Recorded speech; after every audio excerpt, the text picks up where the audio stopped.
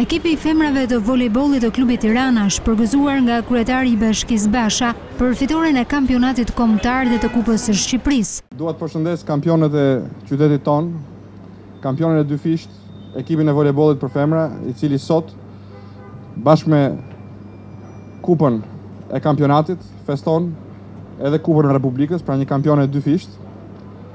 Na bën krenar. Është një shembull për të ndjekur edhe nga klubet e tjera sportive të kryeqytetit. Ndaj sot, si kryetari i bashkisë, jam i nderuar t'ju përgëzoj personalisht gjithë secilën prej jush, trajnerin, gjithë ekipin mbështetës.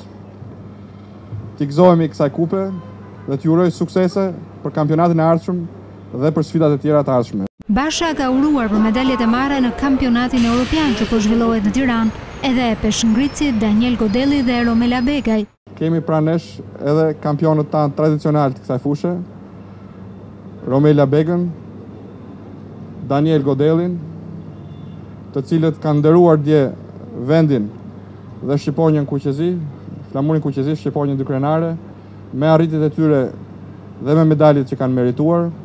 Janë veçanërisht krenar që kjo ndodh në kushtet e një mbështetje të vazhdueshme për këtë sport nga Bashkia e Tiranës. Një kënaqësi shumë e madhe sepse kampionati evropian zhvillohet për herë të parë në Shqipëri. Të marrësh medalje këtu për mua ishte një gjë shumë e madhe.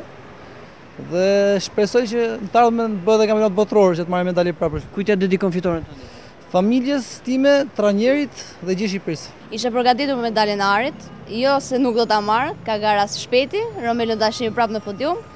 Dhe i falenderoj të gjithë njerëzit që kam ndihmuar, më kanë mbështetur, kërkoj falje publikisht trajnerit tim Gazvendet dhe Luani Shabane, që më kanë ndihmuar të gjithë të muaj dhe nuk arrita do ta merr medaljen e arit. Kryebashkiaku i Tiranës ka premtuar mbështetje të vazhdueshme për sportin në kryeqytet. Ai ka akorduar një shpërblim prej 10.000 eurosh për ekipin e volejbollit dhe një shpërblim të veçantë edhe për peshngritësit.